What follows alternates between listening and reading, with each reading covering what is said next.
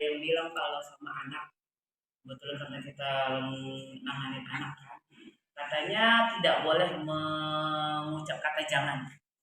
Nah, karena kalau kita bilang kata jangan, kita yang seharusnya menginginkan anak itu tidak melakukan itu malah berbuat seperti itu. Menurut ibu kira-kira apa sih maksudnya, kenapa bisa kayak gitu sih bu? Maksudnya apa di tempat ibu juga sudah mulai dikurangi nih bu menggunakan kata jangan, karena agak susah ibu mengganti kata jangan sama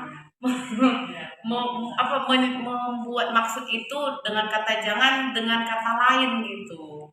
Memang untuk sistem pendidikan sekarang selalu diarahkan kita untuk menghindari kata-kata negatif. Jadi selalu katakan positif. Kalau mungkin anaknya berlari-lari, kita jangan lari, kita jangan katakan jangan lari, tapi jalan aja pelan ya nak. Jadi kenapa disuruh jangan gunakan kata jangan tadi, jangan gunakan kata negatif, tapi langsung disuruh apa yang harus dikerjakan. Karena bisa aja kalau kita katakan jangan berlari, bisa aja kita sebenarnya nggak paham jangan berlari jadi ngapain gitu. Tapi kalau langsung disebutkan jalannya pelannya, mereka langsung tahu oh berarti berjalan pelan. Karena jangan berlari itu pun banyak arti yang lain. Bisa aja dia jalan tapi cepat-cepat, atau mungkin merangkak-merangkak atau apa lah gitu ya hal lain. Tapi langsung spesifik.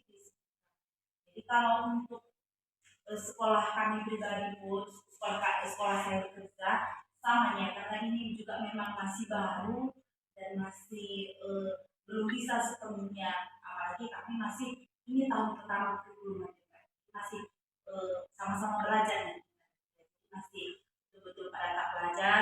Bahkan sebetulnya pun kami pun selama ini cenderung yang ini ya cenderung ini, jadi guru pun siswa pun hukum juga.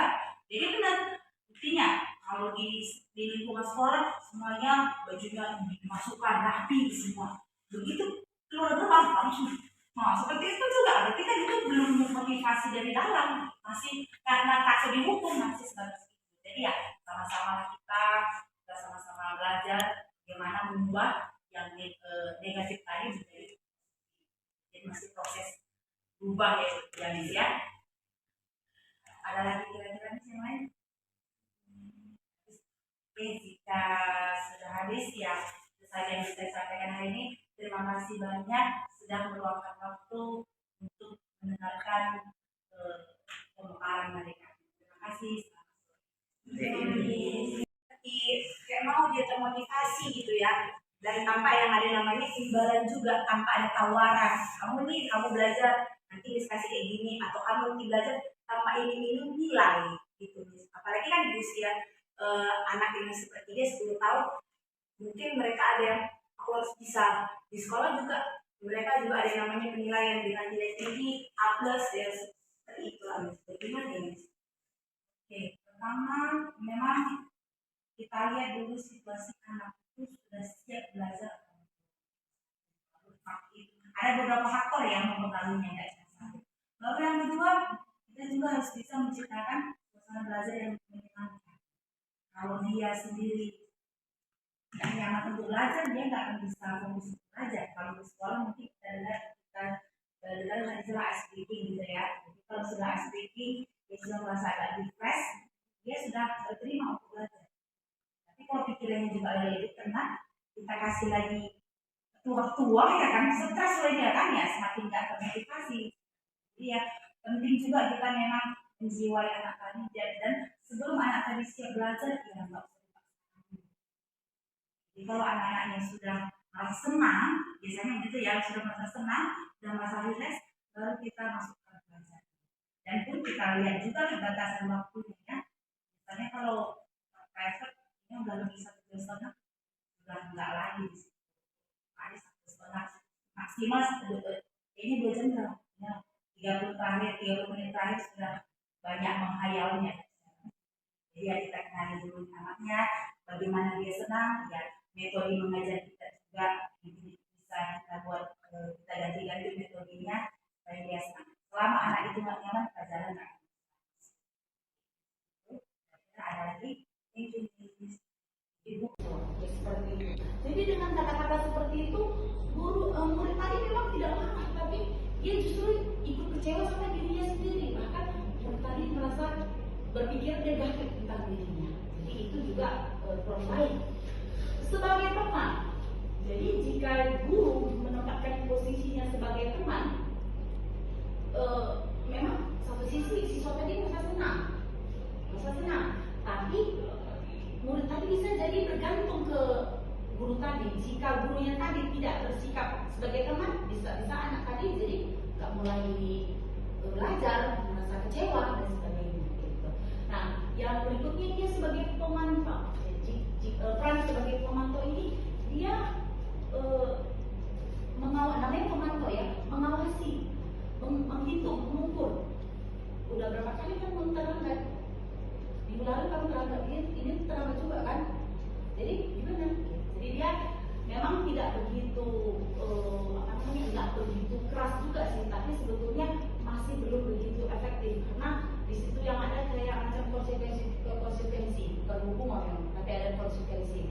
Karena hari ini kamu telat 15 menit, konsekuensinya kamu harus 15 menit pulang belakangan ya, atau kamu harus menulis ini ya, ada konsekuensi. Nah, yang terakhir yang paling bagus adalah sebagai manajer. Jadi jika dia sebagai manajer, maka seperti yang kita bahas sebelumnya tadi, guru tersebut akan mengajukan pertanyaan-pertanyaan yang bisa membuat anak tadi menyadari apa yang harus dia lakukan untuk memperbaiki kesalahan yang telah dia lakukan. Jadi dengan kita berperan sebagai manajer, maka kita akan berhasil untuk meningkatkan motivasi intrinsik dari anak tersebut. Jadi dia belajar dari kesalahannya, bukan memaafkan kesalahan, tapi memperbaiki kesalahan. Jadi itu kira-kira 5 posisi kontrol dari guru. Ya, marilah kita berusaha untuk berperan sebagai manajer tadi. Oke, jadi saya rasa itu adalah penjelasan yang bisa saya sampaikan mengenai disiplin positif ini. Jika ada pertanyaan, dipersilakan. Ya, silakan Miss. Terima kasih untuk penjelasannya. Saya mau balik lagi nih ke bagian guru sebagai manajer. Oke. Nah, ini di luar dari anak di usia ini yang Miss. Saya mempunyai anak les private. Dia itu sudah SD, tetapi saya sudah mulai menerapkan guru sebagai manajer. Nah, meskipun saya tidak mengajar dia di sekolah, di rumah sendiri, saya sudah berusaha menerapkan guru sebagai manajer. Tetapi tetap saja si anak itu membangkang. Dia merasa, di sini santai, aku bisa kok melakukan apa yang aku suka. Dia kan udah kayak temen aku. Apakah itu salah? Apakah saya terlalu membuat diri saya terhadap dia memberikan jarak yang terlalu santai atau terlalu seperti teman sehingga dia tetap melakukan hal-hal yang kamu belajar yuk, kita belajar ini, sebentar lagi kita ada semester, dia udah nanti aja gitu. Dan bagaimana menurut agar saya dapat mengatasi yang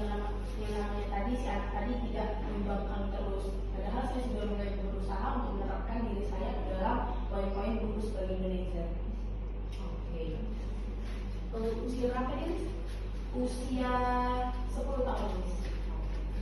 Memang seperti dari sebelumnya kita bahas, seperti teori kepala tangan tadi, kita tidak akan bisa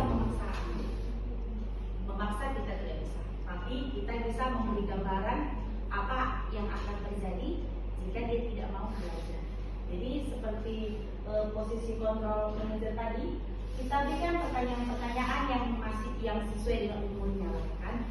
Kita kasih pertanyaan-pertanyaan, dan sebetulnya dengan umurnya yang akan semakin bertambah, kedewasaan mereka juga akan bertambah. Jadi bisa aja memang usianya sekarang memang belum waktunya, nggak bisa kita paksakan, belum waktunya.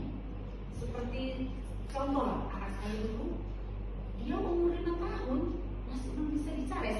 Saya ajak bicara, ya dia nggak mau, ya memang belum gitu. Jadi ada masanya tanpa kita paksa pun dia akan mau.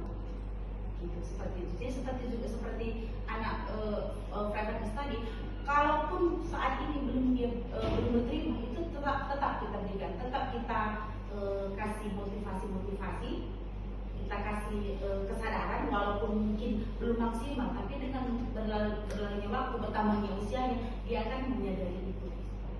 Yang jelas jangan sempat dipaksakan, karena jika dipaksa yang ada dia akan menjadi berontak. Jika dia berontak, motivasinya udah hilang, nggak bisa. Justru pernah juga saya dengar begitu, karena guru lesnya terlalu memaksa, akhirnya dia nggak mau les lagi. Nggak mau lah sama di situ, terus dinasehati nggak mau. Jadi yang saya lakukan sih sebenarnya sudah benar di kita sebagai teman. Ketika sebagai teman kita ngobrol-ngobrol, yang kita masukkanlah kata-kata positif yang membuat dia menjadi mau belajar di sebatas itu, karena usianya juga masih dibilang anak-anak gitu ya. Dan kira-kira masuk ada. Ya, ada lagi kira-kira pertanyaan yang lain? Oke, kalau masukkan ke dalam tawaran bukan paksaan. Balik lagi tawaran bukan paksaan. Bagaimana nih cara kita, seperti apa contoh tawaran yang bukan paksaan yang sesuai dengan mereka, yang kita terapkan yang bisa kita terapkan pada anak. Sedangkan kayak kalau kita bilang tadi, kayak mana ya, kamu mau belajar atau enggak? Apalagi kan orang tuanya ingin anak itu ayo belajar. Saya juga menyelesaikan kayak mana biar dia juga santai. Saya juga berpikir di sekolah udah belajar, gimana cara kita Jalannya, oh nanti kalau aku ikut lomba lari pasti ada hadiahnya. Jadi untuk mendapatkan hadiah tadi kita lomba lari atau mungkin gerak jalan atau apalah. Jadi karena kita menunggu, wah bakal ada hadiahnya nih. Jadi bukan karena kita niat, kan? Seandainya kita disuruh lari nggak ada hadiah, kita nggak mau lari kan? Ini capek ahli. Tapi karena ada hadiahnya kita mau mengerjakan.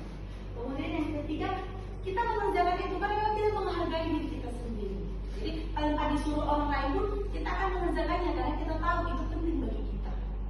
Jadi tanpa ada hukuman, tanpa ada imbalan, ya kita mengerjakannya dengan sukarela. Nah, jadi dari ketiga perilaku manusia ini tadi bisa kita bagi. Yang pertama dan yang kedua, dia termasuk ke motivasi eksternal, di mana motivasi itu dipengaruhi oleh orang lain, motivasi dari luar. Kemudian yang terakhir, menghargai diri sendiri, itulah disebut dengan motivasi internal. Jadi kalau udah motivasi internal ini disebutlah dia sebagai disiplin positif. Jadi karena kita memang menghargai diri kita sendiri, dan inilah motivasi yang benar. Jadi sebenarnya bagaimanalah yang perlu kita lakukan kepada anak-anak, mungkin kalau untuk tingkat TK mungkin yang tahu, mungkin untuk motivasi yang ketiga ini masih belum banyak ya. Kebanyakan dia yang kedua biasanya. Saya perhatikan anak saya juga kalau pulang ke rumah dapat stiker 3 gitu, kayaknya bangga. Tapi kalau pulang punya stiker 2 atau 1, bawahnya meremut gitu. Jadi memang masih yang 2 yang terjadi. Jadi ya untuk mengerjakan ini memang nggak gampang ya, jadi butuh proses untuk mengerjakannya. Seperti dari sebelumnya kita bahas, seperti teori kepala tangan tadi, kita tidak akan bisa memaksa kita tidak bisa, tapi kita bisa memberi gambaran apa yang akan terjadi jika dia tidak mau belajar. Jadi seperti posisi kontrol manager tadi, kita berikan pertanyaan-pertanyaan yang sesuai dengan umurnya kan. Kita kasih pertanyaan-pertanyaan dan sebetulnya dengan dengan umurnya yang akan semakin bertambah, kedewasaan mereka juga akan bertambah. Jadi bisa aja memang usianya sekarang memang belum waktunya, nggak bisa kita paksakan, belum waktunya. Seperti contoh anak saya dulu, dia umur 5 tahun masih belum bisa bicara. Saya ajak bicara, ya dia nggak mau, ya memang dulu gitu. Jadi ada masanya tanpa kita paksa pun dia akan mau. Gitu, seperti itu. Jadi seperti anak private tadi, kalaupun saat ini belum berterima, itu tetap kita berikan, tetap kita kasih motivasi, kita kasih kesadaran, walaupun mungkin belum maksimal, tapi dengan berlalunya waktu, bertambahnya usianya, dia akan menyadari itu. Yang jelas jangan sempat dipaksakan, karena jika dipaksa yang ada dia akan menjadi berontak. Jika dia berontak, motivasinya udah hilang, ya nggak bisa. Justru pernah juga saya dengar begitu, karena guru lesnya terlalu memaksa, akhirnya dia nggak mau les lagi. Nggak mau lah sama misi itu, terus dinasihati nggak mau. Jadi yang mesti aku pasti sebenarnya sudah benar dijadikan sebagai teman. Ketika sebagai teman kita ngobrol-ngobrol, yang kita masukkanlah kata-kata positif yang membuat dia menjadi mau belajar di sebatas itu, karena usianya juga masih dibilang anak-anak gitu. Dan kira-kira masuk ada. Ya, ada lagi kira-kira pertanyaan yang lain?